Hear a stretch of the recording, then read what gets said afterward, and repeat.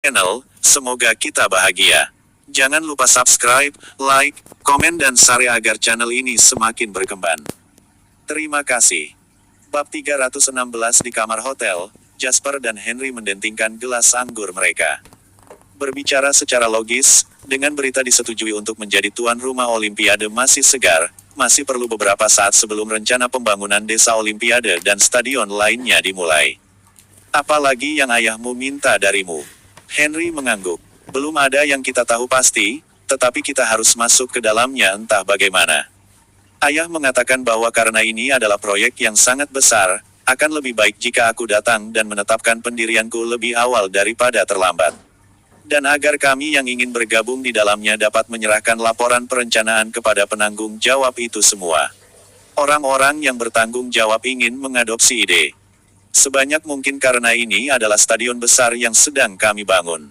Ini bukan desain yang bisa dibuat oleh satu atau dua perusahaan dari atas kepala mereka. Setiap stadion harus menjadi yang terbaik dari yang terbaik.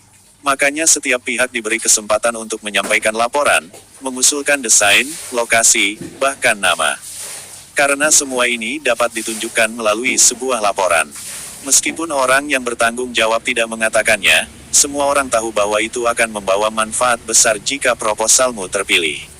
Mata Jasper berbinar. Apa kau sudah punya proposal? Henry menjawab dengan jujur, sesuatu yang sebesar ini harus dirancang oleh tim profesional, tetapi hanya ada begitu banyak desainer canggih di negara ini. Ada terlalu banyak orang yang berjuang untuk mereka dan meskipun keluarga Lau dekat dengan beberapa dari mereka, belum ada yang dijanjikan. Jasper mengangguk mengerti dan menambahkan, katakan padaku kapan kau mulai. Aku mungkin punya beberapa ide yang bisa membantu. Rencana keseluruhan untuk stadion sarang lebah, pusat akuatik, dan desa Olimpiade semuanya ada dalam pikirannya. Setelah putaran saran realistis, Jasper memiliki proposal desain yang paling cocok dan pemahaman terbesar. Yang harus dia lakukan hanyalah menyerahkan proposal dengan konten dari kehidupan sebelumnya dan itu pasti akan dipilih. Kau tahu tentang mendesain juga? Henry tampak curiga. Jasper tersenyum. Bukan tentang mendesain, tidak, tapi aku punya ide. Henry mengangkat bahu. Dia akan berbicara ketika teleponnya tiba-tiba berdering. Melihat bahwa itu adalah nomor yang tidak dikenal, Henry tidak mau mengangkatnya sama sekali. Namun setiap kali dia menutup telepon, pihak lain terus menelepon lagi. Apa yang kau inginkan? Ini tengah malam di sini. Sebaiknya kau punya alasan bagus untuk meneleponku selarut ini atau aku akan membunuhmu. Henry meraung ke telepon dengan marah. Pihak lain pasti mengatakan sesuatu, karena alis Henry sedikit melengkung dan ekspresinya berubah tertarik. Sesaat kemudian, nada bicara Henry melunak saat dia terkekeh. Aku tidak keberatan bertemu denganmu secara langsung, tentu saja tidak. Tetapi aku harus memberitahumu bahwa semua yang akan aku lakukan jika aku datang, adalah menonton. Aku masih harus bertanya apakah orang itu sendiri mau atau tidak. Henry kemudian menyerahkan telepon ke Jasper dan berbicara. Combe mengambil telepon, Jasper menyapa, halo, ini Jasper Line. Suara berat seorang pria parubaya terdengar dari pengeras suara. Tanpa sedikit pun kemarahan atau kesombongan, pria itu terdengar sangat sopan. Halo, Tuan Line. Ini Hendrik Combe, ayah Hector dan Jacob. Jasper mengangkat alisnya sedikit dan menjawab dengan nada lemah, ada yang bisa aku bantu, Tuan Combe. Hendrik menjawab, aku yakin telah terjadi kesalahpahaman antara kau dan putra-putraku, Tuan Line. Mereka telah memberitahuku detail dasar tentang apa yang terjadi ketika mereka kembali ke rumah malam ini. Aku baru-baru ini menyadari betapa arogan dan suka memerintahnya putra-putraku bertindak di luar dan aku tidak bisa lebih menyesali tindakan mereka. Aku harap kau dapat menerima permintaan maafku, Tuan Line, dan memaafkan putra-putraku atas ketidaktahuan mereka. Jasper tersenyum kecil dan menjawab, Hector dan Jacob sudah dewasa, Tuan Combe. Itu benar bahwa mereka bertanggung jawab atas tindakan mereka sendiri. Anda seharusnya tidak menyusahkan diri sendiri untuk membersihkan kekacauan mereka. Bab 317 Hendrik menjawab dengan tulus, sudah menjadi tanggung jawabku sebagai orang tua untuk mengajari putra-putraku apa yang benar dan salah. Kedamaian itu penting bagi kita para pebisnis. Tambah teman musuh bisnis berkurang. Sepertinya kau tertarik untuk berkembang di industri media dan hiburan, Tuan Line. Bagaimana kalau begini? Karena aku melakukan bisnis di bidang yang sama, kita dapat menyepakati waktu dan membicarakannya secara langsung. Kami berencana mengadakan perjamuan besar untuk merayakan ibu kota Swallow disetujui untuk menjadi tuan rumah Olimpiade. Kita bisa membicarakan ini, Tuan Line, dan perusahaanmu bisa menyelenggarakan perjamuan ini jika kau tertarik.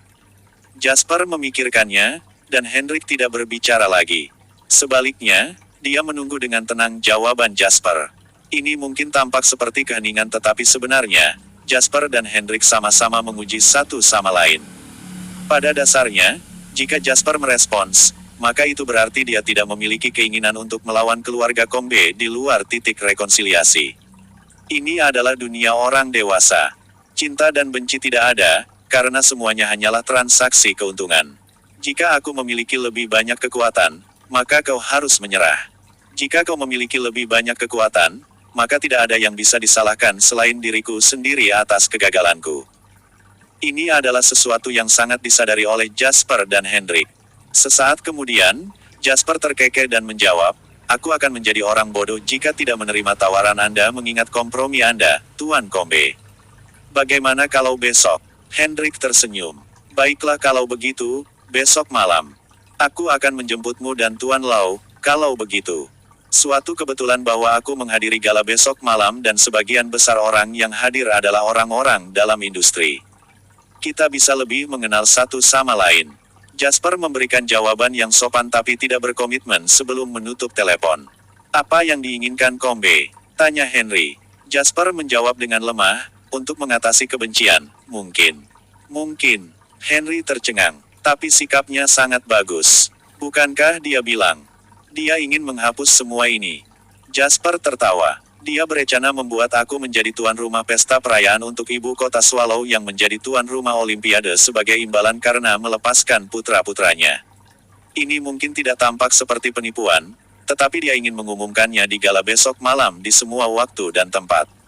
Tidakkah menurutmu itu aneh? Henry mengerutkan kening. Kebanyakan orang akan memohon untuk merahasiakannya, jadi mengapa dia ingin mengumumkannya di sebuah gala? Apa dia sudah gila? Ana menyela. Dari apa yang aku tahu, tuan rumah untuk pesta perayaan kemungkinan besar sudah diputuskan. Bagaimanapun, ini adalah anugerah bagi ketenaran dan kekayaan tuan rumah. Semua orang akan berjuang untuk itu tidak peduli apa. Terutama ketika itu tentang sesuatu yang besar seperti ibu kota Swallow yang disetujui untuk menjadi tuan rumah Olimpiade. Orang yang sudah diputuskan kemungkinan akan hadir, dan kau akan menjadi sasaran besok malam. Jasper mengangguk pada analisis Ana. Itu juga yang aku pikirkan. Apa-apaan ini? Orang tua Combe bersaudara bahkan lebih sulit untuk dihadapi daripada anak-anaknya yang bodoh. Bagaimana dia bisa begitu keji? Kurang ajar sekali dia. Henry kesal. Tenang. Jasper menghentikan Henry. Ini masih dugaan. Bahkan jika ini adalah kebenaran, itu masih merupakan rencana tersembunyi. Kecuali, kita langsung melawannya dan kita menghadapi pertarungan secara langsung. Maksud Hendrik adalah mereka akan membagi keuntungan, tetapi apakah kita menuainya atau tidak akan tergantung pada kemampuan kita sendiri. Tidak mungkin dia bisa mengambilnya kembali bahkan jika kita tidak berhasil menuainya karena keluarga Combe telah dikeluarkan dari persamaan dengan insiden ini saja. Ekspresi Henry menjadi geram. Bukankah ini membiarkannya pergi terlalu ringan? Kita bahkan tidak mendapat manfaat dari ini sama sekali. Jasper menyipitkan matanya. Dunia tidak sebaik yang kita bayangkan. Tidak akan mudah baginya untuk mengalihkan kesalahan. Bab 318 di dalam kompleks keluarga di kota Swallow.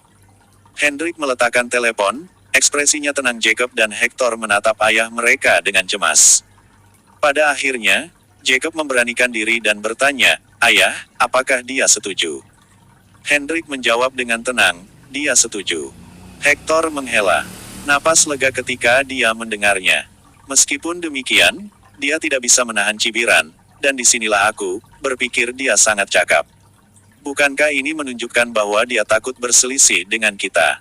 Kita telah memberinya jalan keluar untuk menyelamatkannya dari rasa malu dan dia menerimanya, setidaknya dia bersikap masuk akal. Hendrik menatap Hector dengan dingin dan memarahinya, "Bagaimana aku bisa menghasilkan anak yang cacat mental sepertimu?" Hector tidak tahu di mana dia membuat kesalahan dengan komentarnya. Wajahnya mengkhianati ketidakpuasannya tetapi dia tidak berani memprovokasi Hendrik. Dia pintar, itulah dia. Kau pikir dia takut? Kalau dia takut, malam ini dia tidak akan bergerak untuk menghancurkan beberapa perusahaan media milik keluarga kita, kata Hendrik marah. Dia sudah membalas dendam apapun yang diperlukan pada kalian berdua. Karena itu sudah selesai dan selesai, dia tidak takut dengan apapun yang kita lakukan selanjutnya. Dia yakin dia bisa mengatasinya. Namun, dia dengan mudah mengambil jalan keluar ini karena kita membawa manfaat atau pertukaran. Dibandingkan dengan melampiaskan kemarahan sesaat, manfaat yang kau peroleh adalah yang sebenarnya. Kapan kalian berdua akhirnya mengerti ini? Inilah yang disebut orang sebagai mengetahui kapan harus maju atau mundur, dengan berani dan cerdik. Lihatlah kalian berdua apa yang kalian tahu. Yang kalian tahu adalah menjadi saling iri dan bersaing untuk mendapatkan bantuan seperti kucing dan anjing. Dan kalian masih berpikir bahwa kalian adalah orang yang hebat. Jacob bertanya, lalu apa yang harus kita lakukan besok, ayah? Hendrik menyalakan rokok dan mengisap panjang.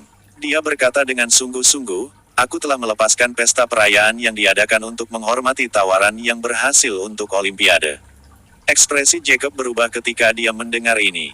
Ayah, perjamuan ini sangat penting. Siapa yang tahu berapa banyak orang hebat yang akan menontonnya? Lagi pula, bukankah kita sudah meminta keluarga Turner untuk menjadi tuan rumah? Jika kita menarik kembali kata-kata kita, kita tidak akan mampu menghadapi kemarahan keluarga Turner. Hendrik tertawa dingin.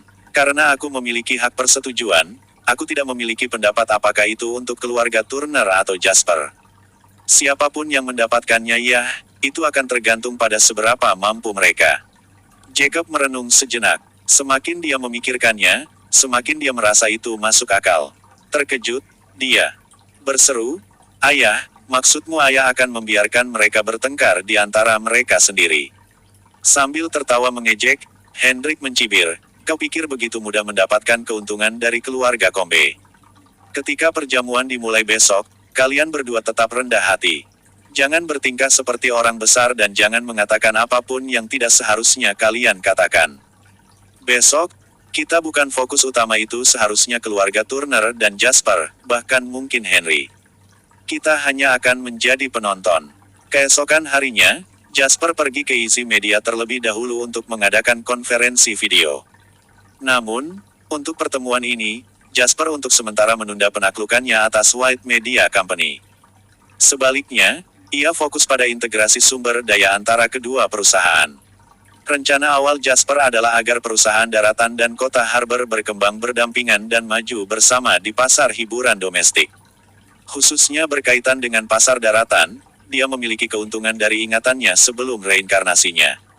Dia sangat menyadari bahwa pasar hiburan daratan akan menjadi pasar yang sangat besar di masa depan, bernilai ratusan miliar. Keuntungan besar perlu disiapkan terlebih dahulu. Meskipun industri film di kota harbor sekarang sedang mengalami penurunan, industri hiburan terdiri dari lebih dari sekedar film.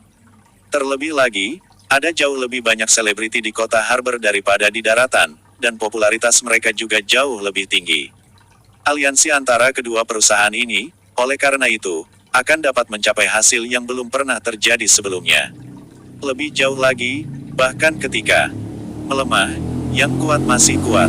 Dengan 4 perusahaan film besar teratas di kota harbor yang beroperasi bersama, mengembangkan pasar daratan akan jauh lebih mudah. Bab 319 pertemuan yang semula dijadwalkan selama 3 jam itu berlangsung sepanjang hari. Di akhir pertemuan, kedua perusahaan telah menyusun outline untuk pengembangan mereka dalam 2 tahun ke depan. Selain itu, Advent Entertainment Group juga akan mengirimkan tim manajemen untuk membantu Jasper dalam merebut Easy Media dalam cengkeraman maut. Meskipun para eksekutif puncak Easy Media merasa agak iri dengan pengurangan kekuasaan mereka, tidak ada yang berani mengatakan apa-apa karena Jasper sekarang adalah bos besar. Mereka harus menerima kenyataan. Setelah pertemuan berakhir, mobil yang dikirim keluarga White untuk menjemput Jasper sudah diparkir di depan perusahaan. Jasper menyadari hanya ada Henry di dalam saat masuk. Anna tidak suka pertemuan elit ini. Beberapa teman dekatnya di universitas datang ke ibu kota Swallow untuk perkembangan mereka, jadi dia pergi hari ini untuk bertemu teman-temannya.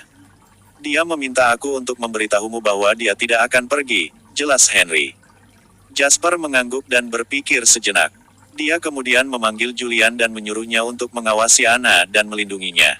Meskipun tidak ada seorang pun di ibu kota Swallow yang berani mengganggu Anna, pada akhirnya, ini bukan kota Harbor. Jika ada preman lokal yang ingin membuat masalah pada Anna, semuanya bisa diselesaikan dengan Julian. Jasper dan Henry tiba di sebuah restoran sekitar setengah jam kemudian. Gerbangnya terlihat biasa saja dan begitu juga dengan kawasannya, tapi itu terletak di area pusat ibu kota Swallow. Hanya 10 menit berjalan kaki dari Istana Kekaisaran. Bahkan sekarang di tahun 2000, harga rumah di sini sudah melebihi $100.000 per meter persegi. Perumahan di daerah ini tidak dapat dibeli dengan uang bahkan jika seseorang kaya di masa depan. Tidak ada properti perumahan yang akan hanyut ke pasar sama sekali. Ketika kakek dan ayahku datang ke ibu kota Swallow lebih awal, mereka paling menyukai hidangan dari Swallow Grass Hall, selain dari jamuan negara. Itu dapat dianggap sebagai restoran pribadi kelas 1 yang sebenarnya. Henry bergerak lebih dekat ke Jasper saat dia mulai memamerkan wawasannya. Aku dengar hidangan di sini tidak diberi harga sama sekali dan apa yang kau makan tergantung pada suasana hati kepala koki. Kau hanya menyetor uang ke rekening kepala koki setelah makan. $1 tidak terlalu kecil, 1 juta tidak terlalu banyak. Aku dengar seorang bos pernah membayar 10 juta untuk 6 hidangan. Namun, kebanyakan orang yang mampu datang ke sini untuk makan tidak begitu terkenal. Biasanya, beberapa $100.000 sebagai tanda terima kasih sudah cukup. Aku rasa Hendrik telah membayar cukup mahal untuk menyelenggarakan perjamuan di sini. Jasper mengangguk sambil mendengarkan. Mereka berdua melintasi ambang pintu yang tinggi dan memasuki kawasan. Dinding puing-puing terlihat begitu mereka masuk. Dinding jenis segi 4 ini dirancang untuk suatu tujuan. Mereka juga disebut dinding penahan. Dan digunakan untuk menghalangi angin dingin selama musim dingin dan menjaga ruang agar tidak membeku. Setelah mengelilingi dinding puing-puing dan sepanjang koridor ubin berlapis kaca yang diukir dengan naga dan burung phoenix, mereka berjalan melalui tikungan dan belokan sampai mereka tiba di bagian dalam. Jalan berliku membawa mereka ke tempat yang sepi dan terpencil. Keunikan dan kecerdikan kawasan itu terungkap untuk dilihat semua orang. Cari tahu nanti jika ada rumah dengan kawasan dijual di ibu kota Swallow. Aku bisa membeli dan menyimpannya, tiba-tiba Jasper berkata kepada Henry yang ada di sampingnya. Henry memandang Jasper dengan aneh dan bertanya, harga rumah kawasan di ibu kota Swallow sekarang sudah keterlaluan. Bahkan yang lebih kecil dengan lokasi geografis yang lebih miskin memiliki harga dasar puluhan juta. Apakah mereka layak? Jasper tersenyum dan berkata, jangan khawatir, tidak peduli seberapa tinggi harganya, lebih murah untuk membelinya sekarang. Harganya dalam beberapa tahun akan lebih mahal lagi dan akan semakin dicari. Henry mengangguk. Setelah melalui banyak hal, dia lebih suka meragukan bahwa matahari itu persegi daripada wawasan Jasper dalam investasi. Dia diam-diam mengingat masalah ini. Mereka berdua berjalan di sepanjang koridor dan mengitari bebatuan dan kolam. Begitu mereka tiba di luar pintu kamar tamu, mereka mendengar suara keras seorang pria dari dalam. Dari mana datangnya orang-orang menyedilkan ini? Pesta akan diatur oleh keluarga Turner. Siapapun yang mengambilnya dariku berarti tidak menghormati keluarga Turner. Siapa yang berani menghentikan aku mengurus bisnisku di ibu kota Swallow? Mengapa mereka tidak melakukan pekerjaan mereka sendiri menurut kemampuan mereka sendiri? Bab 320 Henry, yang berada di luar, berteriak, "Hei!" Dia segera mendorong pintu terbuka ketika dia mendengar suara itu. Idiot mana yang membuat keributan di sini? Keluarga Turner ini, keluarga Turner itu, ada apa? Apa keluarga Turner begitu hebat sehingga mereka bisa naik ke surga? Ucapan Henry menarik perhatian semua orang di ruangan itu. Hector dan Jacob duduk dengan patuh di samping.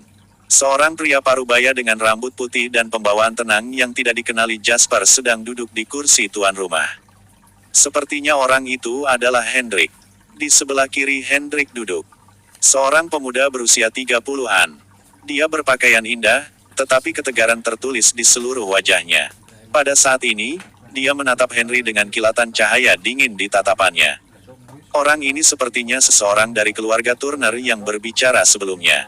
Setelah melihat Henry dan Jasper, Hendrik berdiri sambil tersenyum dan berkata, "Tuan Muda Lau dan Tuan Lain, kalian tiba. Hendrik berjalan mendekat saat dia berbicara. Dia pertama kali menyalami Jasper dan berkata, "Tuan Lain, aku, Hendrik Kombe, sebenarnya mengundang kalian berdua ke perjamuan hari ini untuk melupakan yang sudah-sudah. Aku berterima kasih sebesar-besarnya kepada Tuan Lain yang sudah datang." Jasper berjabat tangan dengan Hendrik dan berkata dengan dingin, "Perjamuan yang telah kau persiapkan dengan sangat cermat ini luar biasa, Tuan Kombe. Tentu saja, aku harus datang." Ucapan Jasper penuh makna. Hendrik tersenyum dan berpura-pura tidak mengerti apa-apa. "Sama-sama, Tuan Lain, Tuan Lau, datanglah ke sini dan segera duduk." Saat dia memimpin mereka berdua untuk duduk, Hendrik mendekati Erik. Dia menepuk bahu Erik dengan penuh kasih sayang dan berkata, "Ini adalah tuan muda keluarga Turner, Erik Turner. Semua orang adalah bagian dari industri yang sama di sini. Aku yakin bahkan mungkin ada peluang untuk kolaborasi setelah kita saling mengobrol." Begitu kata-kata ini diucapkan, Erik mencibir dan berkata, "Tidak semua Tom, Dick, atau Harry layak makan denganku.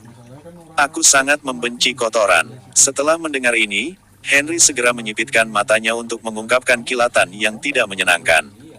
Dia selalu menjadi orang yang mengatakan komentar seperti itu kepada orang lain. Sejak kapan giliran orang lain yang membalikkan keadaan melawannya? "Bukankah kau sangat kurang ajar?"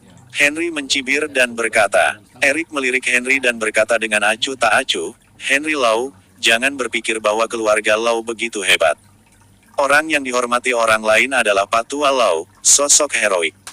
Apa itu ada hubungannya denganmu? Pada akhirnya, keluarga Lau hanya memiliki beberapa kekuatan di kota Harbor, tetapi kau benar-benar memanfaatkan pengaruh mereka setelah datang ke ibu kota Swallow. Kau pikir kau siapa, Henry Lau? Persetan denganmu." Henry hampir membalik meja di tempat. "Kau pikir kau ini siapa? Bukankah kau masih menyandang nama keluarga Turner ketika kau keluar dari rumah dari beraksi? Kau pikir kau akan menjadi siapa jika kau meninggalkan keluarga Turner? Siapa aku bukan terserah kau, bajingan, untuk memberitahuku. Lakukan jika kau punya nyali. Jika aku menolak, maka aku bukan lagi seorang Lau." Erik mengejek dan berkata dengan jijik, "Sungguh kekanak-kanakan." Dengan mengatakan itu, Erik menoleh dan berkata kepada Jasper bahkan tanpa melirik Henry yang marah, "Apa kau yang ingin merebut jamuan perayaan Olimpiade dariku? Apa masalahnya? Apa kau merasa hidupmu terlalu nyaman dan mencari kesenangan?" Jasper terkekeh dan berkata dengan tenang, "Aku tidak tahu apakah itu kegembiraan atau tidak.